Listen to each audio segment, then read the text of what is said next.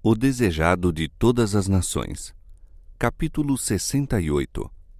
No pátio. Este capítulo se baseia em João capítulo 12, versos 20 a 43. Ora, havia alguns gregos entre os que tinham subido a adorar no dia da festa. Estes, pois, dirigiram-se a Filipe, que era de Betsaida da Galileia, e rogaram-lhe, dizendo: Senhor, queríamos ver a Jesus. Filipe foi dizê-lo a André, e então André e Filipe o disseram a Jesus. Por esse tempo, a obra de Jesus apresentava o aspecto de pungente derrota. Ele saíra vitorioso da contenda com os sacerdotes e fariseus, mas era evidente que nunca seria recebido por eles como o Messias. Chegara a separação final. Para seus discípulos, o caso parecia desesperado. Mas Cristo aproximava-se da consumação de sua obra. O grande acontecimento, de interesse não somente para a nação judaica, mas para o mundo inteiro, estava prestes a se realizar.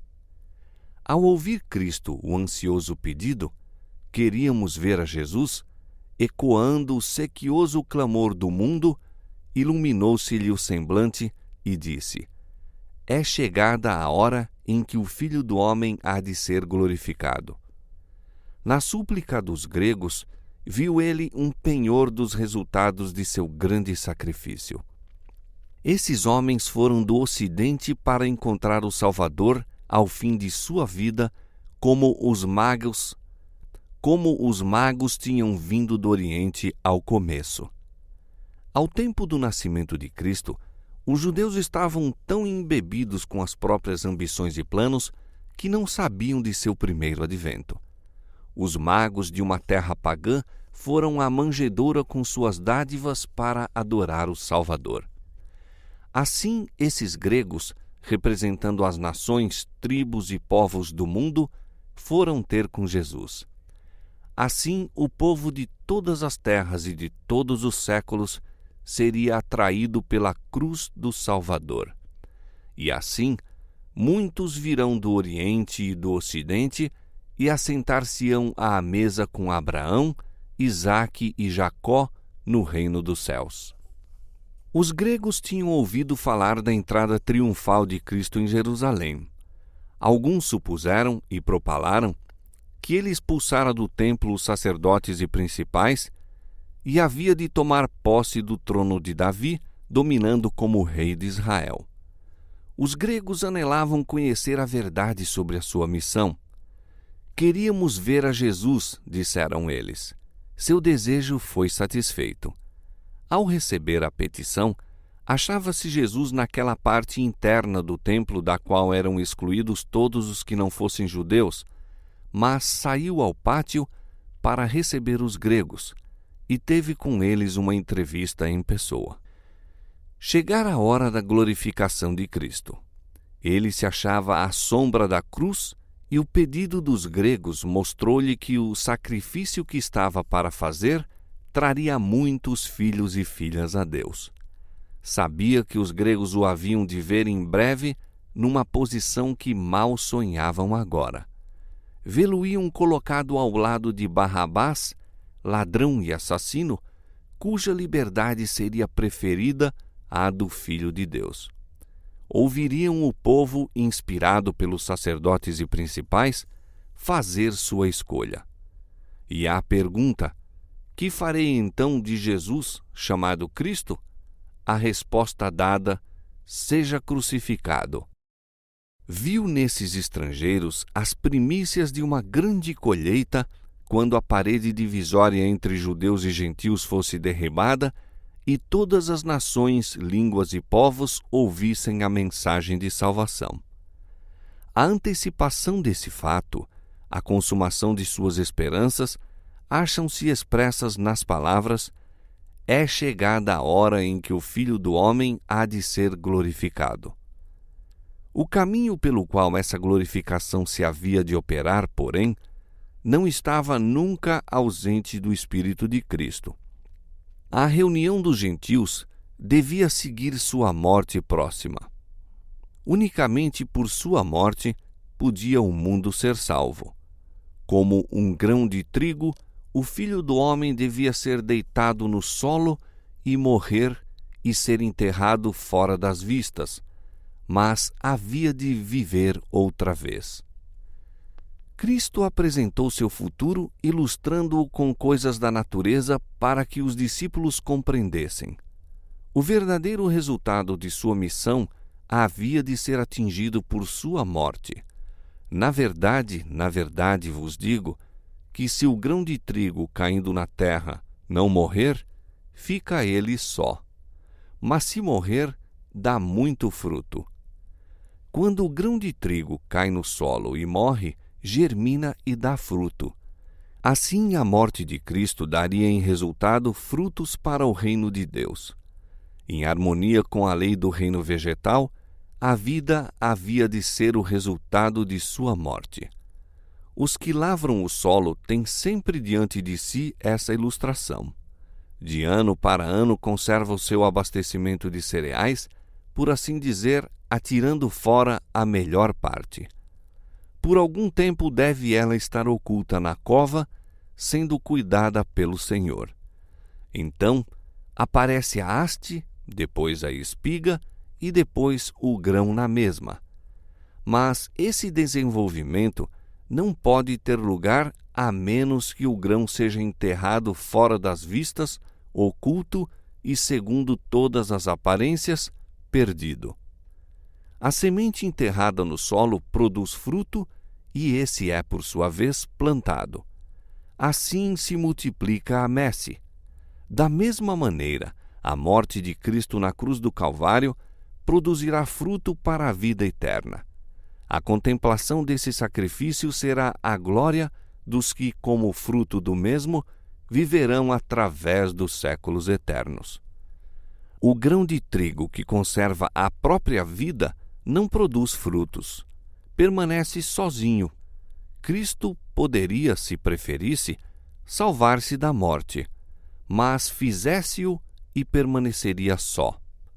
Não poderia levar filhos e filhas a Deus.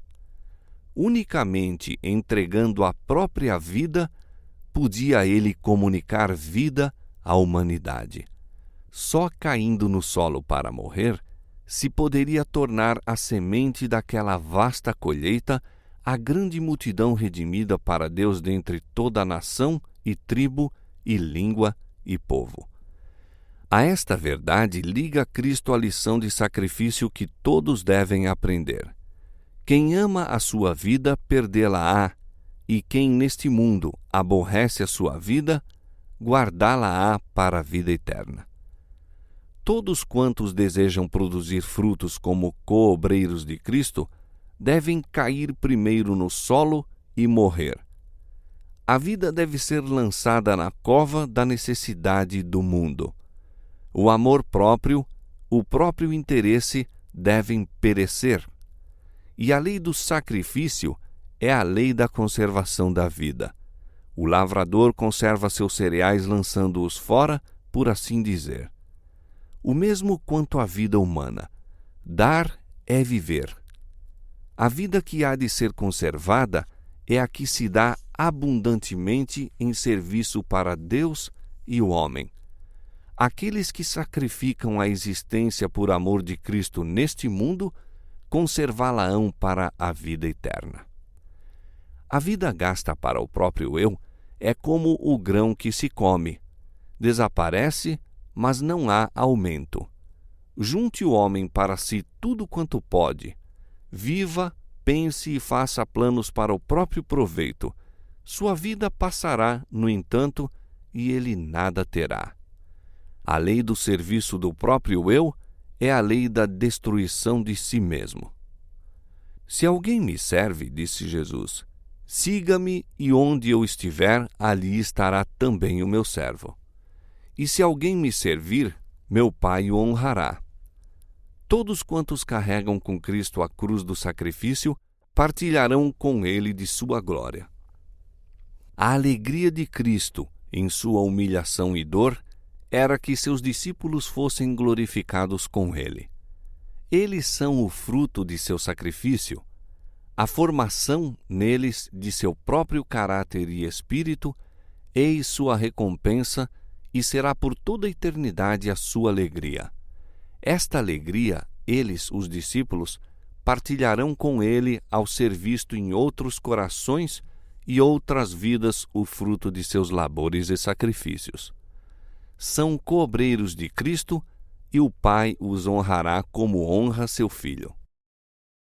A mensagem dos gregos, prenunciando como fazia a reunião dos gentios, trouxe à mente de Jesus sua inteira missão. A obra da redenção passou por diante dele desde o tempo em que no céu foi elaborado o plano até a morte tão próxima agora. Uma misteriosa nuvem pareceu envolver o Filho de Deus. Sua sombra foi sentida pelos que o rodeavam. Ele quedou absorto em seus pensamentos. Rompeu por fim o silêncio com as dolorosas palavras: Agora a minha alma está perturbada. E que direi eu? Pai, salva-me desta hora. Antecipadamente bebia Cristo o cálice da amargura. Sua humanidade recuava da hora do abandono, quando, segundo todas as aparências, seria desamparado pelo próprio Deus, quando todos o veriam castigado, ferido de Deus e aflito. Recuava de ser exposto publicamente, de ser tratado como o pior dos criminosos e da desonra e ignominiosa morte.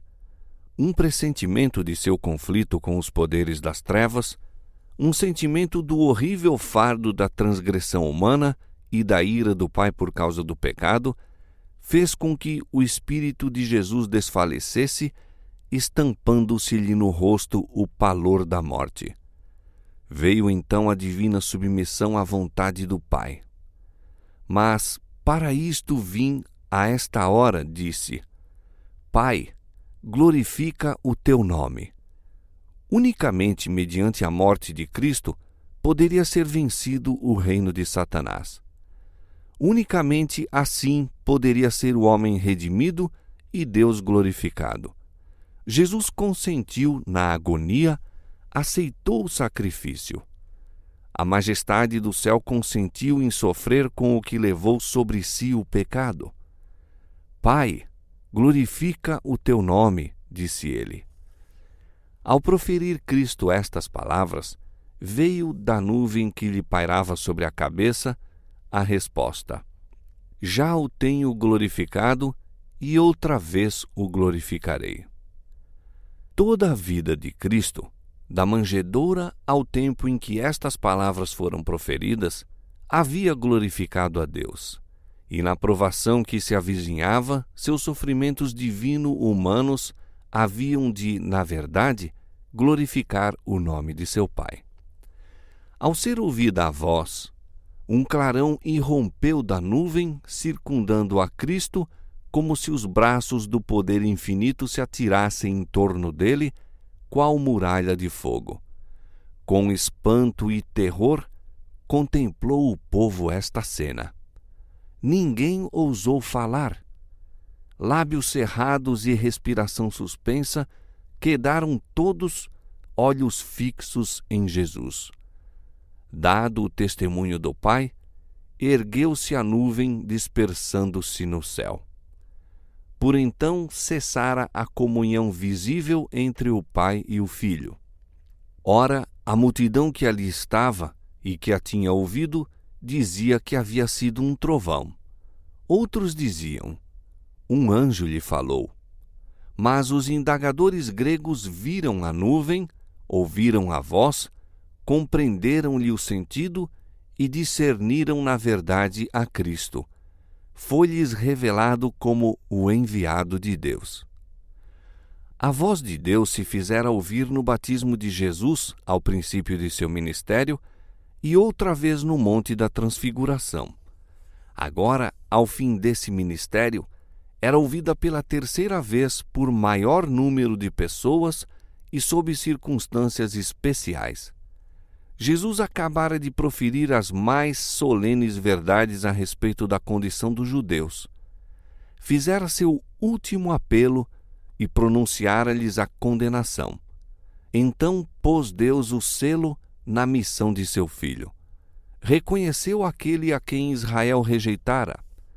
Não veio esta voz por amor de mim, disse Jesus, mas por amor de vós. Era a prova suprema de sua messianidade, o sinal da parte do Pai de que Jesus falara a verdade e era o Filho de Deus. Agora é o juiz deste mundo, continuou Cristo. Agora será expulso o príncipe deste mundo. E eu, quando for levantado da terra, todos atrairei a mim. E dizia isto significando de que morte havia de morrer. Esta é a crise do mundo. Se me torno a propiciação pelos pecados dos homens, o mundo será iluminado. O domínio de Satanás sobre as almas dos homens será despedaçado. A desfigurada imagem de Deus será restaurada na humanidade e uma família de crentes santos herdará afinal o lar celestial. Este é o resultado da morte de Cristo. O Salvador perde-se na contemplação da cena de triunfo ante ele evocada. A cruz, a cruel e ignominiosa cruz, com todos os horrores que a cercam, ele a vê resplendente de glória. Mas a obra da redenção humana não resume tudo quanto é realizado pela cruz. O amor de Deus manifesta-se ao universo. São refutadas as acusações que Satanás fez contra Deus. O príncipe deste mundo é expulso. É para sempre removida a mancha que ele atirou sobre o céu. Os anjos, da mesma maneira que os homens, são atraídos para o Redentor. E eu, quando for levantado da terra, disse, todos atrairei a mim. Muita gente estava aglomerada em volta de Cristo ao proferir ele estas palavras, e um disse, nós temos ouvido da lei que o Cristo permanece para sempre. E como dizes tu que convém que o Filho do Homem seja levantado? Quem é esse Filho do Homem? Disse-lhe, pois, Jesus, a luz ainda está convosco por um pouco de tempo. Andai enquanto tendes luz, para que as trevas vos não apanhem. Pois quem anda nas trevas não sabe para onde vai. Enquanto tendes luz, crede na luz, para que sejais filhos da luz. E ainda que tinha feito tantos sinais diante deles, não criam nele. Eles perguntaram uma vez ao Salvador, que sinal, pois, fazes tu, para que o vejamos e creiamos em ti?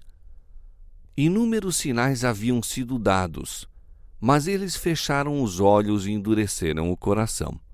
Agora que o próprio Pai falara, e não podiam mais pedir sinais, recusaram ainda crer. Apesar de tudo, até muitos dos principais creram nele, mas não o confessaram por causa dos fariseus, para não serem expulsos da sinagoga. Amavam mais o louvor dos homens do que a aprovação de Deus. Para se livrarem de censura e vergonha, negaram a Cristo e rejeitaram a oferta da vida eterna. E quantos, através de todos os séculos, têm feito assim? A estes se aplicam todas as palavras de advertência dadas por Cristo. Quem ama a sua vida, perdê-la-á. Quem me rejeitar a mim, disse Jesus, e não receber as minhas palavras, já tem quem o julgue. A palavra que tenho pregado, essa o há de julgar no último dia. Ai dos que não conheceram o tempo de sua visitação. Lenta e dolorosamente, deixou Cristo para sempre os limites do templo.